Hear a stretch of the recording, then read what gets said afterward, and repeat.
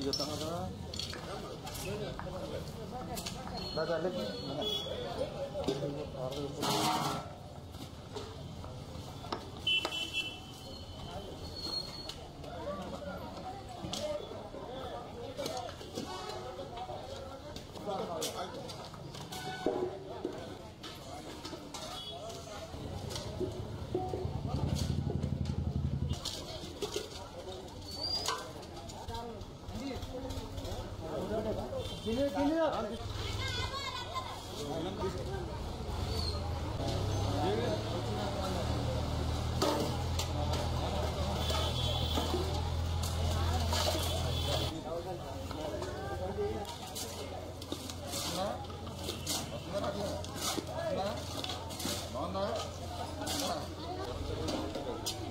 ఆంధ్రప్రదేశ్ రాష్ట్రాన్ని ఒక ఆరోగ్య ఆంధ్రప్రదేశ్ రాష్ట్రంగా మార్చాలనేటువంటి దృక్పథంతో నారా చంద్రబాబు నాయుడు గారు ప్రతి నెల కూడా 3వ శనివారం పారిశుద్ధ్య కార్మికులు అధికారులతో కలిసి ప్రజా ప్రతినిధులు కూడా ఆ స్వచ్ఛ కార్యక్రమంలో పాల్గొమని ఏదైతే పిలిపించారో దానిలో భాగంగా ప్రతి 3వ శనివారం కూడా ఈ కార్యక్రమాల్లో భాగస్వాములు అవుతున్నాం.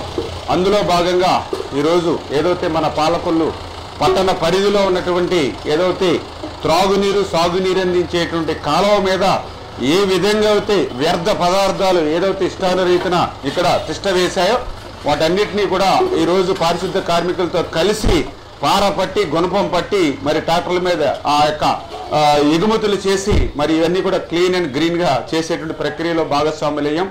ఎందుకంటే ప్రతి వ్యక్తి కూడా ఆరోగ్యంగా ఉండాలి. ఆరోగ్యంగా ఉంటేనే తన పనులు తాను సక్రమంగా నిర్వర్తించగలుగుతాడు. ఆరోగ్యంగా ఉండాలి అని అంటే తన ఇల్లును ఎంత పరిశుభ్రంగా ఉంచుకుంటాడో పరిసరాలు కూడా అంతే పరిశుభ్రంగా ఉన్నప్పుడే ఆరోగ్యం బాగుంటుంది. ఆ ఉద్దేశంతో ఈరోజు ఆరోగ్య ఆంధ్రప్రదేశ్గా చంద్రబాబు నాయుడు గారి ప్రయత్నం. ఎందుకంటే గతంలో కూడా మనం చూసాం ఏదైతే జగన్మోహన్ రెడ్డి పాలనలో మరి ఆ రోజు మరి ఈ యొక్క మురికి ఆంధ్రప్రదేశ్గా ఈ రాష్ట్రాన్ని మార్చేసినటువంటి పరిస్థితి. ఈ రోజు మేము అధికారంలోకి వచ్చిన తర్వాత చూస్తే జగన్మోహన్ రెడ్డి వారసత్వంగా ఏమి ఇచ్చాడయ్యానంటే 80 లక్షల మెట్రిక్ టన్నుల చెత్తను వారసత్వంగా జగన్మోహన్ రెడ్డి మాకు ఇచ్చినటువంటి పరిస్థితి. మరి అటువంటి పరిస్థితి నుంచి మళ్ళీ ఆ చెత్తనంతా కూడా తొలగించి మళ్ళీ ఒక సంపద కేంద్రాలు అంటే చెత్త నుండి కూడా సంపద సృష్టించేలా మళ్ళీ ఈరోజు చంద్రబాబు నాయుడు గారు మరి ఇవాళ ప్రయత్నం చేస్తున్నటువంటి పరిస్థితి.